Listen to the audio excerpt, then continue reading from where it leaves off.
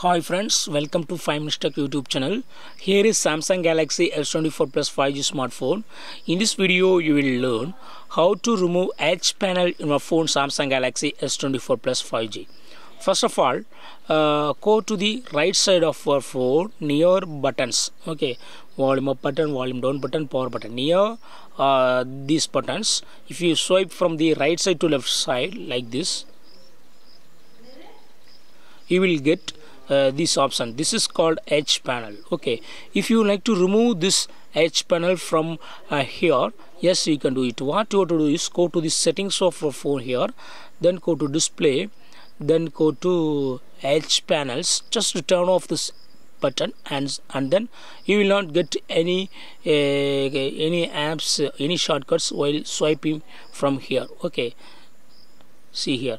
So in this way you can easily remove edge panel in your phone Samsung Galaxy S24 Plus 5G. That's all friends. Thanks for watching. Bye.